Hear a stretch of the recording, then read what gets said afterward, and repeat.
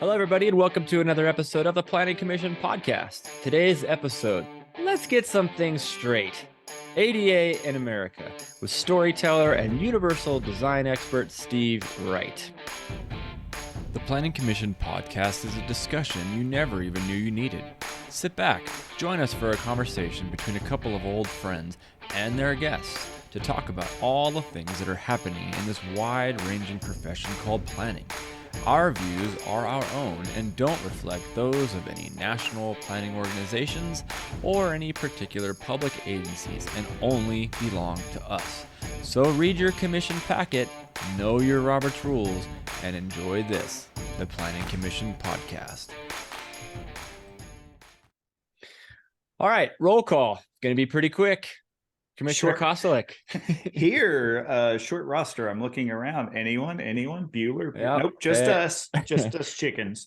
And I'm here, and that means we have a quorum. So we're good. That's all that matters in this particular instance. But we kind of alluded to it in our kickoff episode, changing some things up a little bit from time to time as the course of the season unwinds. We'll have some guest hosts and as well as just sometimes Don and myself. So we'll make this quick. Our agenda today, discussion item, our whiskey pairing, our interview with Steve Wright, and our lightning round. So, Don, can I get a motion to approve?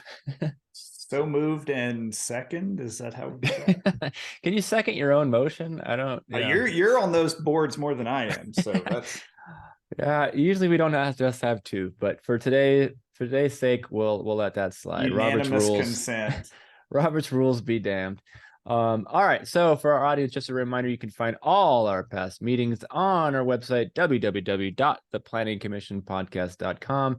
Head over to YouTube, Apple, Amazon, give us a like, subscribe, and always be sure to give us some feedback. We always want to know how we're doing, questions you might have, episode ideas, and what we can do better. All right, discussion item.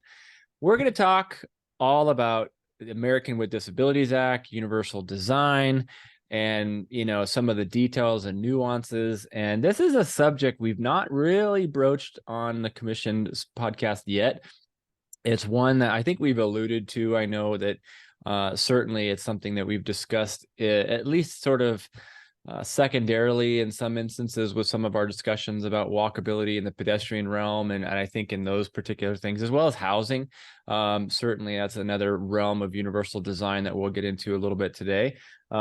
So lots of different avenues that this conversation will take. Our discussion item, just thinking about this, and I want to ask you, in this case, Don, and I'll ask a bit of myself, what do most Americans not know about ADA in the world of disabilities and or universal design? What do they not know? And I think there's a lot, right? I think there's a lot of misconceptions. There's certain things that maybe some folks know. I know it's a very technical world, and most folks in their day-to-day life aren't thinking about these types of things, and the push button height of at a crosswalk, for example, or the door threshold and how that might meet the needs of someone who's a wheelchair user. I was in a community not long ago where I didn't even understand what I was seeing. And I think I sent you a picture of those push buttons. And man, they were up to my knees. They were so low, and I've never seen a community do that before. Usually it's the other way around where they're way up high and it's Shaquille O'Neal who has to be able to get those. But in this instance, they were so low. And when I pointed it out, there was this honest, like, really? What are you talking about? And it wasn't for like students on a bar crawl late at night where they might be down at that level needing to push the button. I felt so dumb that I even had to point it out. And like, how do you all have a fleet of experts here, right? Like, so anyway, do you have an answer? Because if you don't, I have one that's a bit of a story that might, I think, illustrate this, but go ahead. I think it's this one. The professional work that we do focuses a lot on accessibility in the public right-of-way and a little bit on the land use side, housing and stuff. But I think it's the degree to which, one, the diversity of disabilities and what that means, and two, the degree to which a person with a disability encounters this in all facets of their life, not just this physical environment that we talk about. And I know as I've had conversations with people with disabilities and advocacy groups of just the, heck, why isn't there more legal action on non-compliant sidewalks and things? And the response is, that experience, while problematic and disconcerting, is a small facet of their life. And there are things like medical care and access to care and things that I think a lot of people put just a little bit higher on their own personal list because of the day-to-day experience of their life. And so it's really looking at just how the challenges thread their way throughout someone's experience. And for someone who a daughter who was diagnosed with autism last year, and reading things like the autism planning guide for looking at how streets are designed, we're not even that level of thinking on stuff like ADA. Communities could go out and do it tomorrow if they wanted to. So again, here's just another facet of how people experience their built environment that we're not quite up to speed, even though I think we're ahead of even Canada and some other countries when we think about built environment policies. Yeah, well said. I think your point about the spectrum of disabilities that we recognize now, and how many folks in this country are dealing with some form of that. Some of them, more extreme than others, but man, it is essential. It is amazing. In my eyes, I know for the last 15 years have been really opened up to this, and we talk about it extensively in all of our training. And I've kind of mentioned this before, like, man, one of the sort of, I think, tools in my tool chest, so to speak, is I'm going to put a mayor's butt in a wheelchair and say, cross this intersection. And I don't have to get them to move an inch. All they do is feel that and understand and comprehend the magnitude of that question, and understand instantly, are you serious? Yeah, I'm serious. Why? Why can't you cross your own street when you have an expectation that other folks living in your city do it all the time? And that moment is so powerful because instantly they're humbled by it, I think, and recognize, okay, this is a different world. Yeah, it is. And let's talk about it. And it's not in any way obviously meant to be disrespectful to someone who's in a wheelchair. It's meant to definitely equal the playing field, at least for a moment, and try to get a little empathy in this discussion, about universal design. So my answer to this question is that universal design makes life attainable for folks who might otherwise not be able to attain a lot of elements of life, right? And it's an equalizer. And we know that it's critically important for all of the realms of our built environment, our day-to-day life, be accessible for everybody, really, but especially for folks who need a little bit extra help. That's what it's all about. But here's where my answer was going to go. While universal design, I think, makes life reachable for folks with some sort of a disability, I think universal design makes life more comfortable for folks without a disability. And I'll give you an illustration of that. I'm going to go real technical just to illustrate my point. For years and years and years, and in some cases, I just saw this yesterday working and looking over some design standards. There are cities and counties that still to this day have a standard of a minimum sidewalk width of 4 feet. All right. Why does that matter? Well, because as our expert will know, we know that the real deal is that every couple 100 feet, it needs to be a little bit wider, right? And it needs to be wider so that 2 folks in a wheelchair can cross safely without having a conflict. So most communities have defaulted to that extra foot and say, let's just make this the very minimum of 5 feet. Okay. My grandmother passed away about 3 years ago. And her mom, my great grandmother, lived to 96. And so my grandmother could have, I think, very well lived for a lot longer. than she did. However, she died because of a major part was advanced dementia, Alzheimer's, all that was kicking in. But that went into overdrive because she had a procedure on her shoulder done where she was under anesthesia for 7 hours. The procedure was supposed to take, according to doctors, about 2 hours. Well, when she had this done, she was, I think, 81 or something like that. What was the procedure? The procedure was a shoulder replacement. And why did she need her shoulder replacement?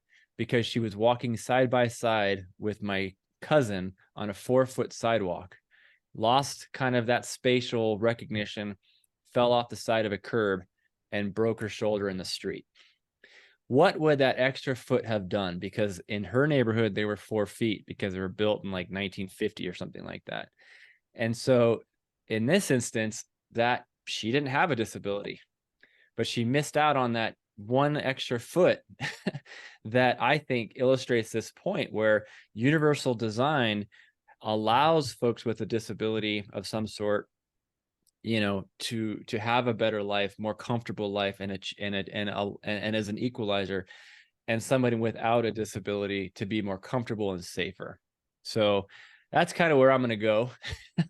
Well, and I think it'll be it's a fabulous point, because I think what our guest today, Steve, with Universal Design, is say, ADA is kind of the floor. It's not the ceiling of this, and going beyond that. And we still, and we counter this in our profession all the time, somebody may look at that 4-foot sidewalk and go, well, it meets a standard and therefore it's safe. And there's a clear example that the user experience can be very different from what a standard says. Yeah. So I think we've set the stage pretty well. Let's move into our whiskey pairing, and then we're going to jump into our interview with Steve in just a minute. Don, what do you have? Yeah, I'm going to go again. Maybe this season we'll shift more to cocktails that pair with it. But our guest today, Steve Wright, is from Miami. I think his wife, I believe, was the ADA coordinator for Miami-Dade County. So given that Miami theme, I'm going to go with a cocktail called the Pit Bull. Oh, I thought you were going hurricane. Okay. The Pit Bull in honor of pop singer Pitbull, who's down from there.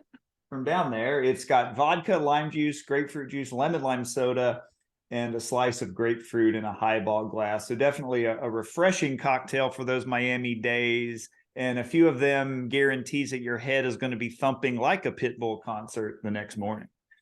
I am equally impressed that you are aware of some sort of a pop culture reference.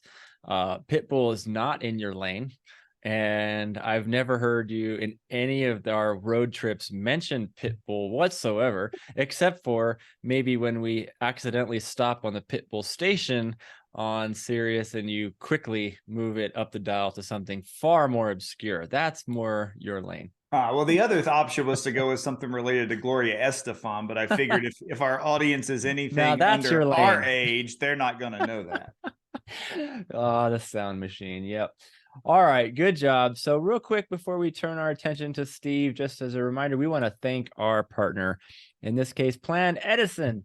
So we would like to take a quick moment, thank our friends, and if you're for supporting our podcast, and if you're looking to sharpen your urban planning skills and advance your planning career, head over to Plan Edison Courses, which offers 300 different courses on cutting edge planning topics and skills, such as parking reform, missing middle housing, equity analysis, and climate resilience. So visit courses.planedison.com/PC10 to take advantage of an exclusive offer for Planning Commission podcast listeners. Without further ado, gosh, I love the title storyteller. I wish I could be. Can I call myself? I guess I can call myself that. I don't know. I love it. So our storyteller and universal design expert, Steve Wright. Steve, welcome to the Planning Commission podcast. Thanks for having me. All right. Well, let's start off just a little bit. Tell us about you, your background. How the heck did you even get into this field? Yeah, I'm a reporter by training. I thought I was going to be the Cleveland Now Guardians beat reporter, but quite a few other people, had their eyes on that one. And when you're a rookie reporter and you're not somebody's famous son, or I don't know, you didn't come out of the Ivy League, you get thrown at the suburban beat. And, then somebody realized we had a zoning commission that started at like 9 o'clock and went to like 6 the next morning.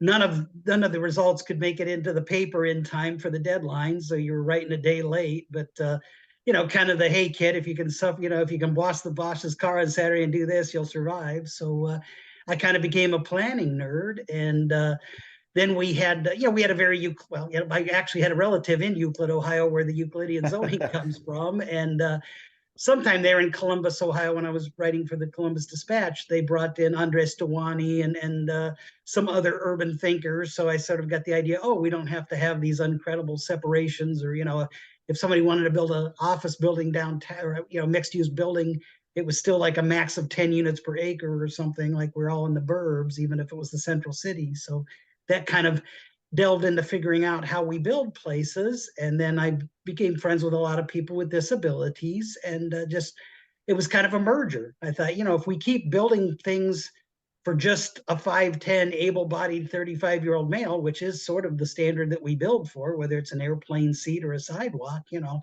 why couldn't we build it for everybody? So that's kind of been a lifetime pursuit. And I'm proud, I would never call myself an ADA expert. Sometimes I think you might need a law degree for that, or at least an architecture degree. Which I'm too dumb to pursue either if you gave me a 10-year plan. But to me, maybe I'm going 0 to 60 or rambling you folks, but to me, universal design is common sense. It's sort of like every year I do my business plan of consulting, and I think, in 2 years I better be retired or eligible for Social Security because I should put myself out of business. And with all due respect to the folks I work with, I don't think that's ever going to happen because there seems to be this weird pushback. Well, with what Chris posed to us in the beginning, I'll give you a chance to offer it. What's the unknown piece of this? What are things that most people don't think about?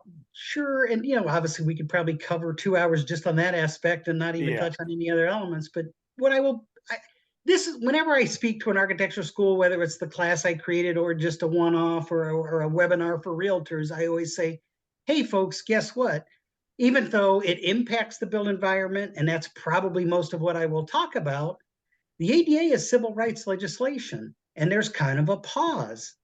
And, let's face it, that we think of civil rights based maybe on race or gender orientation or aging or race. And those are incredibly important. But, most of those passed in the 60s, and it took till 1990. So we're another quarter century with the ADA. And the other thing I try to tell my budding young urban designers and architects and engineers is, look, when you realize it manifests in a built environment, but there are also all kinds of job accommodations and housing and just, what a person could ask in a job interview, it opens your brain because, when we think of the context of the built environment, what's the first thing a client comes to you?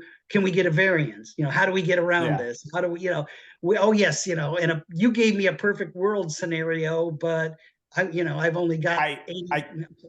I kid you not, we had a policy up for adoption here in the Boise region by a public agency, and they wanted to definitely be advanced and adopt the public right-of-way accessibility guidelines as their own standards, which is perfectly doable.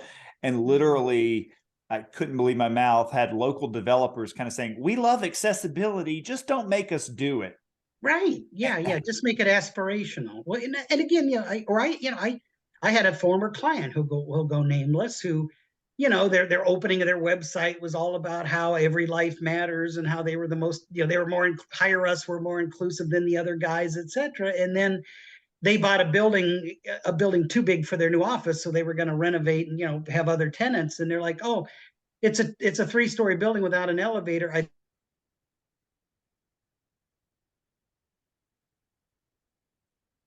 Uh-oh. Is that his freeze or mine? That's his. Okay. Fourth Tuesday, which hopefully we wouldn't want to do. Hey, Steve, you froze up. I know. A few minutes, or about maybe a minute or so. Yeah. You want me to read? Yeah. I would say just go ahead. Yeah. Okay. Again, you cut out right at the, if you're, I'm spacing it. Yeah. Go ahead. Start over. No. 3. Just, bottom line, to put a bow on the whole idea of this is civil rights legislation, so it has it has a higher standing than, hey, can I get a zoning variance on my setback or where I put my dumpster or that kind of stuff, or can we get an extra story if we make it affordable housing? When anyone who comes to you saying, may I get a variance on an elevator that I need to put in, that would be as absurd and to me as offensive as saying, can leap year day be I fire everyone based on race, and you're like, no, there might be somebody out there that wants to do that, but hell no, or if it's for Thursday, can we send everybody, can we fire everybody that's over 50 because we don't want the pension hit? And it's like, no, dear, you may not. So again, I just, obviously there are a handful of very small workarounds with historic preservation, but for the most part, why would you want to waive basic human and civil rights? Yeah. So that, to me, that's kind of the aha of the, and again, you run afoul of the ADA and the Justice Department will knock on your door. It's not just the former zoning administrator saying, oh, I think my successor colleague misinterpreted the setback district or something. That's a pretty major foul to run afoul of. So Yeah, variances, God love them, right? I mean, hear them all the time. yeah. Steve, if you would just kind of shed light, you've kind of touched on this a little bit, but for those who don't know this world, maybe some of the high points of the history of universal design. How did Sure. we No, get to this point in 2023? yeah, that's a great one. There was a fellow by the name of Ron Mace. He was a post-polio syndrome folk who used a manual then power wheelchair for mobility. Unfortunately, I never got to interview him as the reporter side of me. I wish I would have met, but and he was FAIA, so he wasn't some sole practitioner with one tent in the middle of nowhere, speaking crazy to the mountains that didn't answer him back. He was a college professor in the Carolinas. He was, because every once in a while the people that push back on ADA act like it's some sort of outlier hidden under some Mojave blanket or something, which it's not. But I just think the brilliance, he probably could have said wheelchair design because he used one for mobility, or he could have said disabled folks design or something. But I think the brilliance was he understood that, and it was part of what you were saying in the lead in. This is comfort. This is resilience. This is durability. It's sustainability. It's welcoming built environment for everybody. You don't have to be someone with a spinal cord injury. A case in point, when I was selling my house in Ohio that had a wheelchair ramp up to the front, I thought it was a very pretty one, but the probably when we interviewed the realtors, almost every realtor is like, oh, the next person will tear that down, like it's some kind of scarlet letter or something. And I thought, that's so strange because when I bring home groceries, I really like not stumbling and knocking a tooth out, walking up 4 steps, especially on the ice of Ohio. We don't have that in Miami, but I really like going out at night to feed the street cats without tripping over something, and breaking my arm, which a ramp, it's a lot harder to trip on than stairs, Well, or you wrote a recent article for Urban Land Institute that came out in early September, affordability and accessibility from bad to worse in the tight US housing market. So how does that design piece you're talking about align with or conflict with what we're dealing with from a housing affordability, housing accessibility? And again, U.S. government surveys, I know some folks, we're in an era of polarization where some people don't trust the government, but things from the Labor Department and HUD have shown that less than 1% of housing is move-in ready, and within that for a wheelchair user, and within that 1%, almost all that's multifamily, which as urbanists, we all like multifamily density, but some people want to just live in a home. So, we're not building that at all. We have production builders not building 10% of things move-in ready. There's a woman by the name of Eleanor Smith in Georgia who, I'm not even sure if Eleanor has a college degree, and I don't mean as pejorative at all. She's a common sense, everyday person who used a chair, and she created visitability, which is basically just wider entrance, maybe 32 inches instead of a little old 27 or 29-inch door, one level entrance. It could be off the garage, it could be off the side yard if the front one is way up, or if it's a townhouse situation. So again, she's not asking you to blow up every housing type in the urban climate, and one bath down. which that's a selling point for most houses, right? You look at real estate ads and it's like more than one, so again, that way a person can maneuver in. And it goes on to other ideals as far as a maneuverable kitchen area, but it's on one hand, you pick up any newspaper on Earth, USA Today, whatever, you look at any ARP thing, ARP's, I think, started mainly like, let's save our Social Security and Medicare and punt. Now, every ARP issue has all these things that they might say universal design, but they're saying, hey, we're letting you in when you're 55 or whatever, and you live till you age out of our thing when you die, and all these things are about how do you cross the street safely? Why are cities not putting in park benches? Just the war on homelessness is making a person not able to maintain their health walking to the grocery store. Those are universal design things. They don't have to be complex 1 to 12 grade calculations. You don't have to have a star chamber of of Nobel laureates doing your measurements. To me, it's just that pardon me, who wouldn't want to have a welcoming home?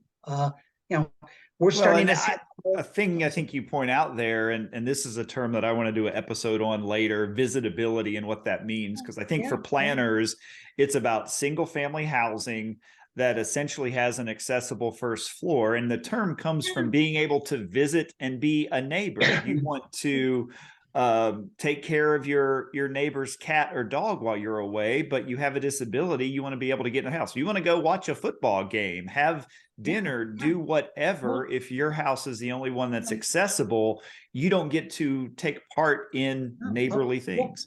I'll give you an example. You're looking at progressive, if that makes me evil, if that offends some of my neighbors, so be it. But, I guess I am the L word, as in liberal or whatever. I think it's just, loving your neighbor and drawing a circle around everybody and seeing how we can fit and prosper, right? But anyhow, years ago when I first moved here, there was a friend of mine. They're now a city commissioner in Broward County, and Broward tends to be a very liberal county, very progressive. But I was basically walking door to door. This was a failed campaign years ago. They kind of had to cut their political teeth and get themselves known. But I was walking with a wheelchair user, and politics 101, if they invite you in the house, at least they're going to listen and consider your candidate.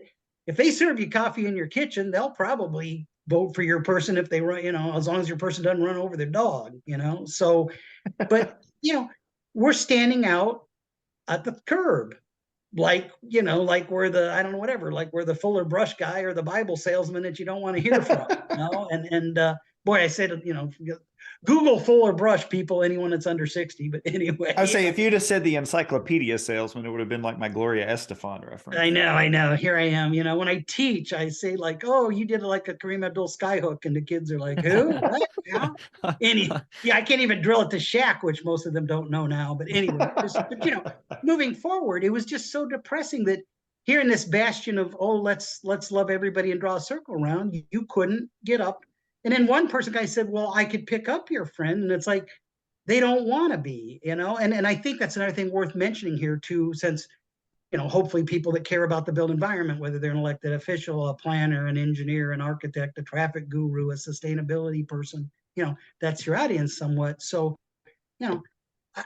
a lot of people say, like, oh, Steve, there's a barbecue and invite your, companion with a disability, what have you. And they're like, oh, and I'm like, well, I don't want to make trouble, but how do we get in? I'm like, oh, we'll lift. And I'm like, do you know their wheelchair weighs like 250 pounds and the person in it weighs 160. So that's 410. And, we'll just bring 2 more people. And I'm like, yeah, but you're going to grab the armrest. The armrest detaches. So you're going to get up 1 step and drop them. And it's like, Yeah.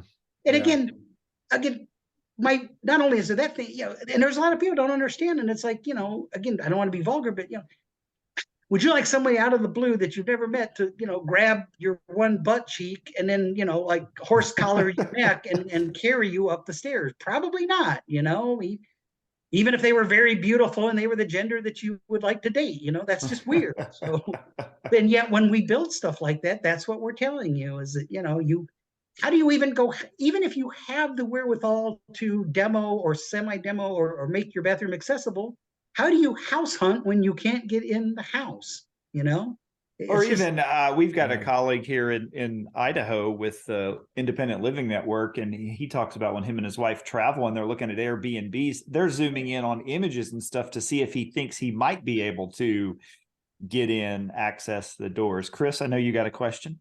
Well, I was also just an observation, and that is that I love your point about our, I think I'd hope, I don't know, maybe not ever, maybe it's not universal, but I think that, you know, a lot of folks, when they're around someone and they're not familiar with this landscape of folks who are having some sort of are living with some sort of a disability, that their heart is in the right place and they want to help achieve whatever it is that the limiting factor is, whether it's in someone in a wheelchair helping, you know, get up a step, someone who's, you know, blind, or whatever the circumstances is. I've seen that, and I've done that myself, where you're kind of like, oh, well, let me help.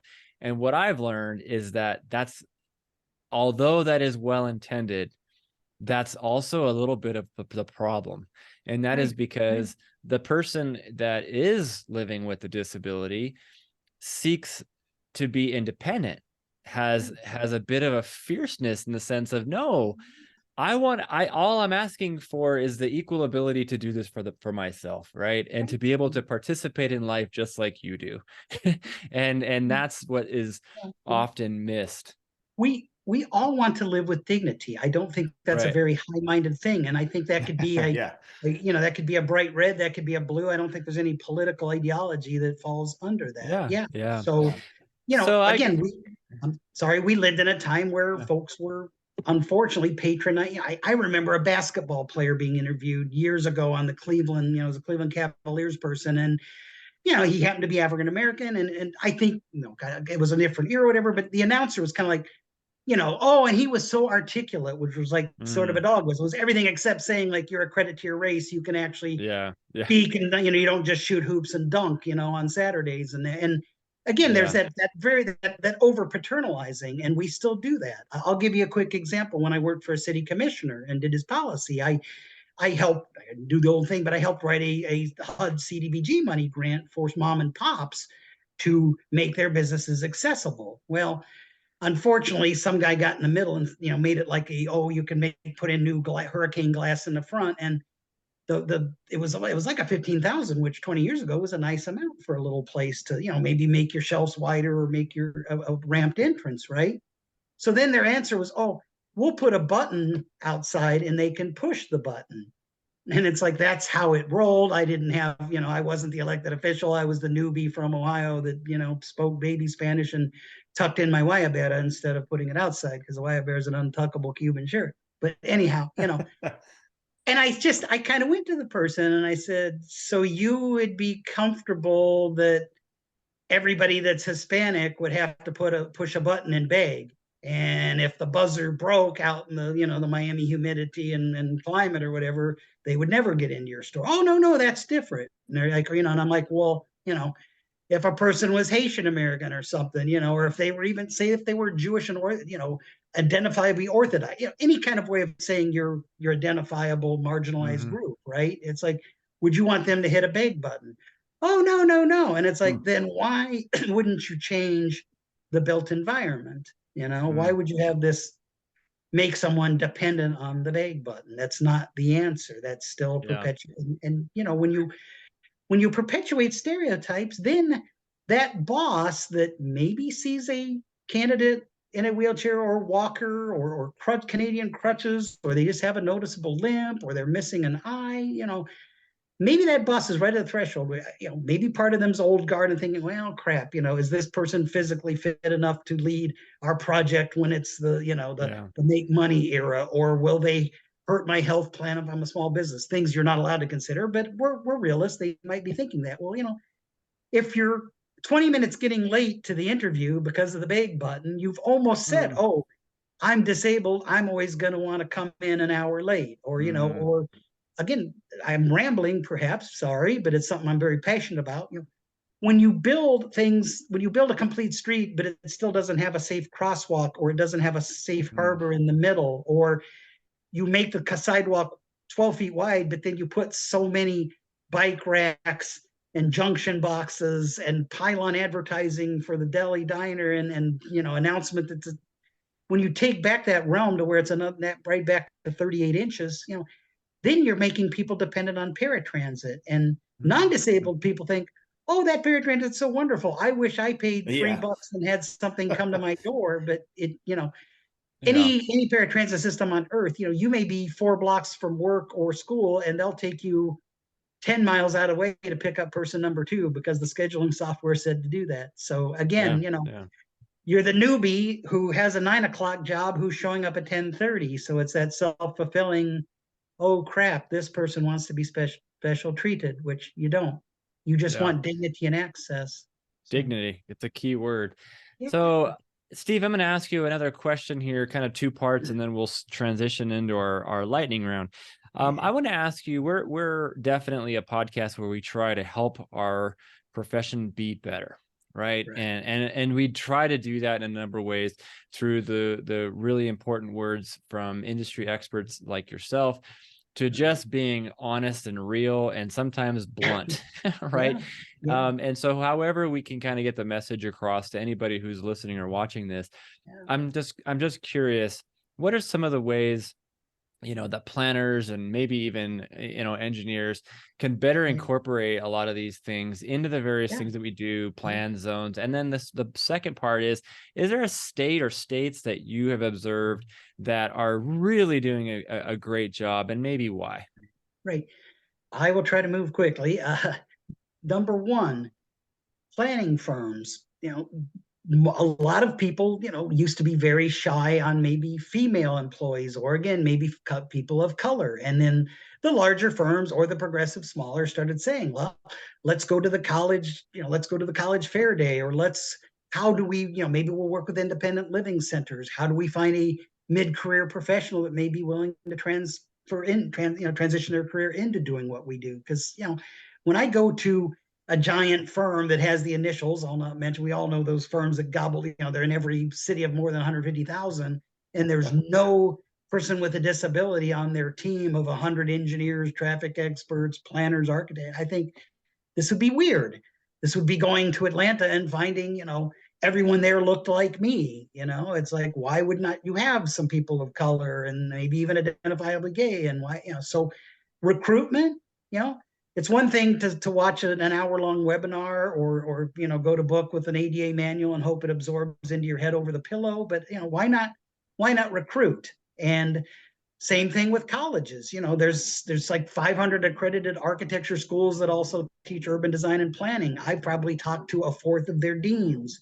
Every time I say, when you're going to high schools, when you're creating your literature, when you have images of the people at your school, are you purposely finding people with disabilities? Oh, no, we're just ADA compliant. We paid an engineering team $1,800 and they gave a check mark. And it's like, well, that's not enough. That's, let's face it. I'm old enough to remember when some firm begrudgingly hired someone of color, and maybe they were the glorified draftsperson, even though they should have been a project manager. And lo and behold, 25 years later, they're the rainmaking, corporate VP of whatever, because they're smart, right? It's same thing with disability. It's like, I don't like, again, we're doing good stuff here and talking this, but why not aggressively recruit, retain, promote the actual person that's done it?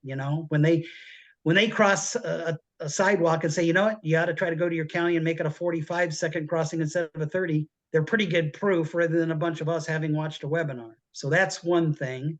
2, and maybe this wasn't quite asked, but it's something very important to me, and it's a recent article that I published.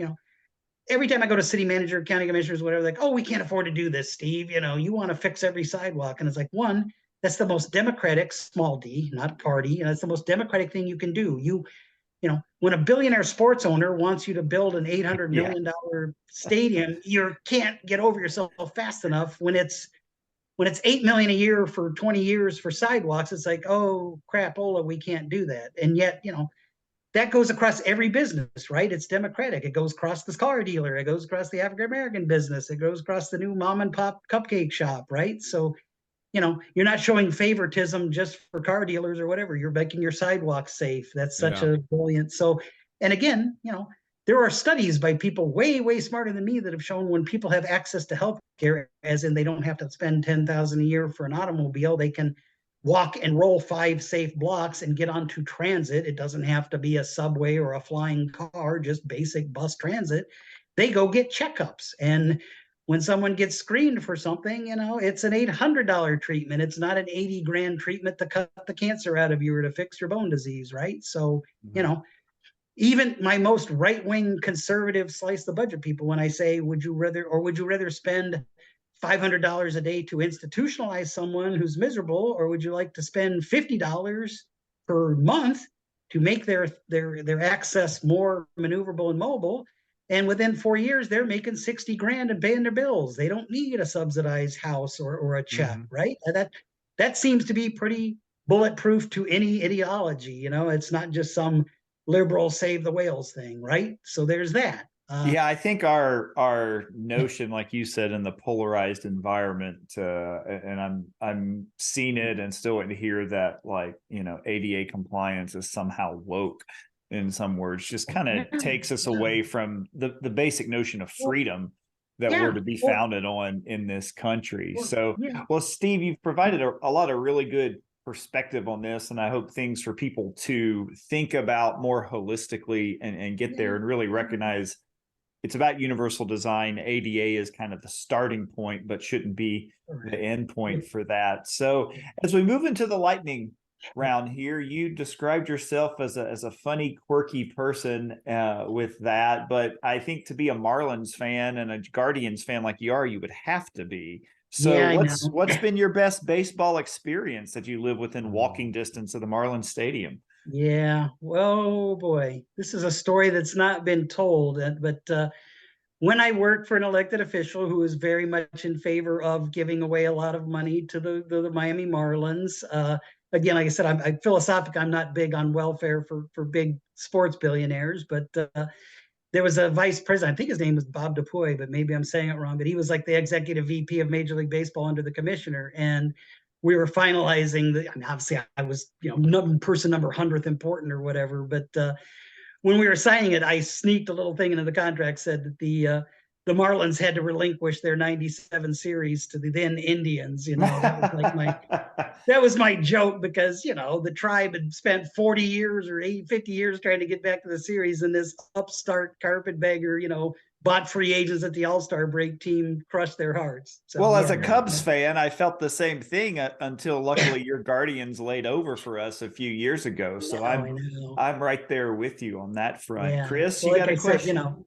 If the attorneys hadn't read the clause, somewhere they would have had to relinquish. Yeah, that was my. I'm just curious.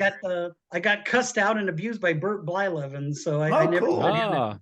Yeah, so that's my other thing. Yeah, there should be a fun one where I got to do batting practice with Gaylord Perry or something, which again is a very old reference. He's relevant because he played for every team by the time he quit. So every market anyway. So go ahead. So as a former resident of Ohio, and Ohio being the home of the Rock and Roll Hall of Fame, I'm just curious: is there a musical act that should be in the Hall of Fame that isn't? Oh my gosh! I mean, I don't know if they should be, but I'd recommend them to everyone. There's a thing called Colorblind James Experience. They were out of Rochester, New York. Wow. John Peel, the legendary British DJ, really hyped them. Unfortunately, their buddy Chuck was getting he was heavy set, and he was swimming in his pool and had a heart attack in his 40s. So and what was the name of the group again? What was the name of the group again? Colorblind James Experience. You got to do deep Googling. They were like on their uncle's label. But that's like Captain Beefheart or some other. In fact, they had actually been mentored. They actually spent a summer in San Francisco with Don. And see, I'm a huge Tom Waits fan, and actually met Tom and everything. And Ralph Carney, his multi-instrumentalist, who unfortunately passed away a few years ago, was an Akron boy. Ralph's kids became the Black, part of the Black Keys. So I actually, oh wow, I think I babysat the Black Keys, because there was a guy named Jim Carney that was my mentor when I worked sports at night at the Akron Beacon Journal, and there were these two rowdy 5-year-olds running around, and for some reason, because I was the fattest, dumbest, rookiest kid, they nominated me to look after them, which was kind of weird because I had zero parenting skills. I have zero parenting skills to this day, but I'm pretty sure that was like his nephew and his nephew's best friend who ended up becoming the Black Keys. So I should have like So backstage pass and like royalty fees, right? So you're out of Miami. I'm curious, what's Yeah. your favorite Cuban-based food cuisine? Oh Lord, they're all bad for you. There's no ensalada cubana. I think my go-to is ropa vieja, which literally Yeah. means old clothes, but it's just it's basically pot roast stringy beef, simmered in tomato and onions, but it goes over like 10 tons of rice and 6 tons of beans, and then sweet fried plantains. So but that's a Yeah. fun. So you told It's us good you stuff. have 4,000 design books. Yeah, Is this yeah, I'm a like nerd. thrift store stuff? Is this You yard know, sale stuff? What's the most it's obscure one you have? it's everything and the above. There was a bookstore in Miami that went out of business, and he was a big design fiend. And I started buying about 100 of them, and he just gave me like 400 of them to take home. So that kind of started things. He was just a wonderful man. But you know, all my friends know I'm a nerd. So if some former in-law or some aunt on life support, goes to Amazon, she always gets me a design book. And I've interviewed a lot of people, so maybe you're not supposed to do that, but when I interview some star architect, I'm like, hey, could your PR person send me your latest monograph? So I've got a lot of those. And I think my strangest one was I had a very good fortune of working with Araguler. He's look him up. He's called the Eye of Istanbul. He was a photographer in Istanbul, Turkey for like 40 years, and he taught me my photographic eye. Very grumpy, very womanizing, hitting on women when he was like too old to walk practically or whatever. So kind of a curmudgeon old guy, but he took me an old bookstore in Üsküdar on the Asian side of Turkey. And anyway, he showed me all these books that, with the Turkish lyric thing. So I buy them all, and then I go to like the post office and like, oh, this is going to cost you $40 per year, 40 euros per book to send home. So it's like you know, I think I was feeling rich at the time or something. So I don't know. It's like I bought part of a shipping container or something. But literally when this Cuban fellow was working on my hardwood floors, because most of them are Dade pine, which is an extinct wood that's impenetrable to termites, but part of them are oak to match it where they infilled and when they build an addition. But when he was propping it up from the termites, I'm like, can you build this extra thing? Because I'm going to do all these bookshelves and stuff, and I'm afraid we're going to collapse into the scrawl space. So, Steve, you yeah. have led one heck of a life, man. You've the Yeah. different things that you have mentioned on your journeys throughout, the world and the country is quite astounding. And we want to just take a minute and thank you for joining us and sharing with us your expertise. Thanks so much for having me. I'm the world's luckiest hillbilly, first in his family to go off to college. And I guess I am story rich. I'm pretty sure when you look at the Chase Manhattan account, Bill Gates' sofa might be out, might be lapping me. But I am wealthy and experienced. So There you life go. is good. All right. Well, Steve Wright, storyteller and definitely a writer you need to go check out as well. Go over to his blog, urbantravelandaccessibility.blogspot.com. Steve Wright, man, universal design expert. We thank you for joining the Planning Commission podcast. Thank you. Thank you so much. Hope to work with you. All right. There you go. And to our audience, just as a quick reminder, head over to the website, www.theplanningcommissionpodcast. Like, subscribe, all the wonderful things. And we'll see you next time. Commissioner Kostlik, can you make the motion to adjourn? Yes, so moved. All right. Thank you, everybody. We'll see you next time. Hey, everybody. Commissioner Danley here. Would you like to see more? Hear more? Well, we got you covered. Go to our website, www.theplanningcommissionpodcast.com. It's got everything you want. Guests, yep, past episodes, the video, the audio, even our whiskey pairing, links to everything about all the people we've had on, books, websites, you name it. It's unbelievable. If you want to reach out to us, please. We'd be more than happy to chat. You can email us, planningcommissionpodcast@gmail.com. If you want to tweet at us, go for it, @planningcommish. We're also on YouTube with the Planning Commission Podcast channel, Facebook. Heck, send us a carrier pigeon if you need to. We'd love to hear from you about ideas, guests, you name it. Thank you for listening. We appreciate it. We'll keep doing our thing. You keep doing yours. Have a good one.